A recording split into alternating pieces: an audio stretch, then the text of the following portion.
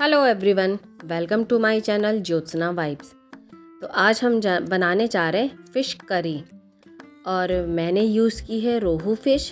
आप जो भी फ़िश खाते हैं आप कोई सी भी फ़िश यूज़ कर सकते हैं। फ़िलहाल मैं रोहू फ़िश यूज़ कर रही हूँ। तो यहाँ पे मेरे मछली की क्वांटिटी है 1 किलो और इसमें मैं मिला रही हूँ नमक, हल्दी, धनिया पाउडर। नमक अपने स्वाद के अनुसार मिलाया है।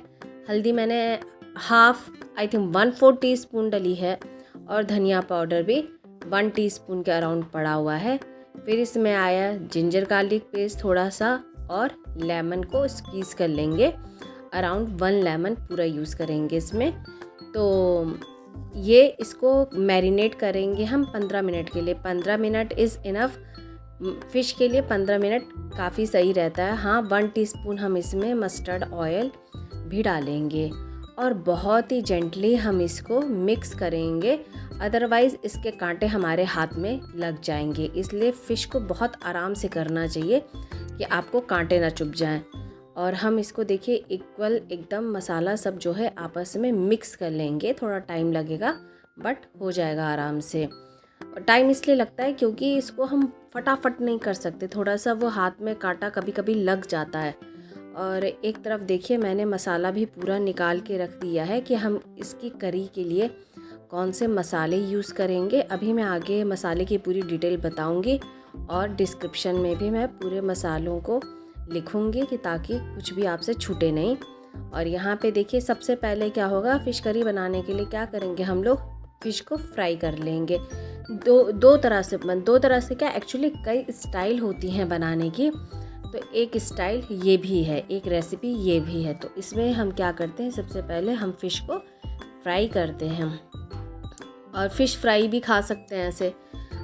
फ़िश फ्राई की भी तमाम रेसिपीज़ हैं, उसमें से भी एक ये भी है सिंपल सी। ऐसे करके सिर्फ फ्राई फ़िश भी बहुत आराम से खाया जा सकता है और बहुत ही टेस्टी लगता है।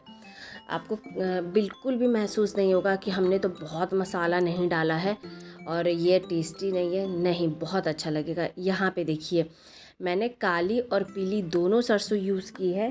काली वाली 1 टीस्पून है, पीली वाली 1/2 टीस्पून है। और लहसुन है, लहसुन अराउंड 20-25 कलियाँ होंगी। अदरक एक बड़ा इंची होगा। 15-18 आपकी काली मिर्च होंगी और एक मीडियम साइज़ की प्याज थी और 2-3 लाल मिर्ची आप अपने स्वाद के अनुसार लीजिएगा। आप कितना तीखा खाते हैं, कितना तीखा नहीं खाते हैं, ये फुल्ली आप पे डिपेंड करता है। मैं थोड़ा कम तीखा बनाती हूँ, घर में बच्चे हैं। अदरवाइज़ फ़िश वगैरह तो खूब तीखी ही मस्त लगती है। तो आप यूज़ कर सकते हैं जितना आपको चाहिए। यहाँ पे एक तरफ फ़िश भी फ्राई हो रही है, दूसरी तरफ मसाला अच्छे से ग्राइंड कर लेंगे। और आप यकीन मानिए, जब आप जैसा मैंने अमाउंट बताया है और आप सेम वैसे ही बनाएंगे ना, इतनी स्वादिष्ट मछली बनेगी कि क्या बताऊँ मैं आपको। मतलब होता है ना कि जो चीज़ हम खुद एक्सपीरियंस किए हों तभी हम उस चीज़ पे इतना वो अपना कॉन्फिडेंस दिखा पाते हैं। तो सेम वही चीज़ है जो है, जब बहुत स्वादिष्ट मछली बनी थी, इसलिए मैं आपको कह रही हूँ अगर आप सेम अमाउंट लेके चलेंगे तो आपका बहुत अच्छा बनेगा।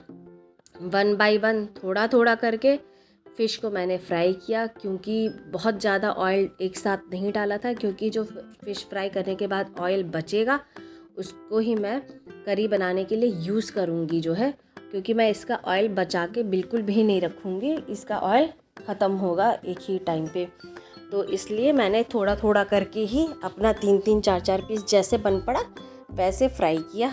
ये देखिए जो उसका ऑयल बचा, अब मैं इसको करी बनाने के लिए यूज़ कर रही हूँ।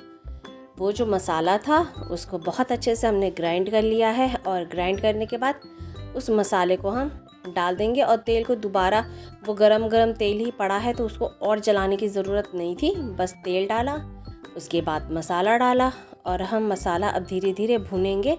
ये जो मिक्सी में मसाला हमारा चिपका रहता है, थोड़ा सा पानी डाल के उसको भी हिला के डाल लेंगे। कोई भी चीज़ वेस्ट नहीं होने देंगे, सही से काम करेंगे तो सब सही से होगा। ये देखिए पूरी फ्राई फ़िश एक तरफ रखी हुई है और उधर मसाला भुन रहा है।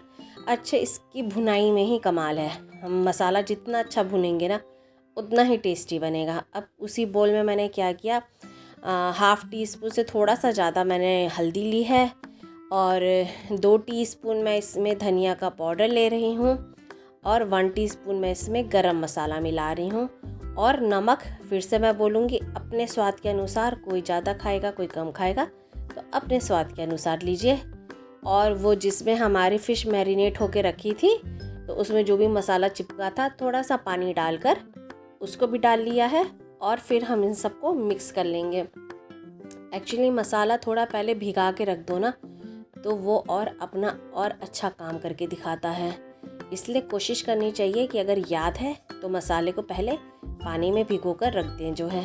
इधर हम अपने पेस्ट की भुनाई कर रहे हैं जो मसाला है, और अब हमने वो मसाला भी डाल दिया जो हमने पाउडर मसाले यूज़ किए हैं, उसको भी हमने डाल दिया थोड़ी देर भुनाई के बाद प्याज लहसुन के।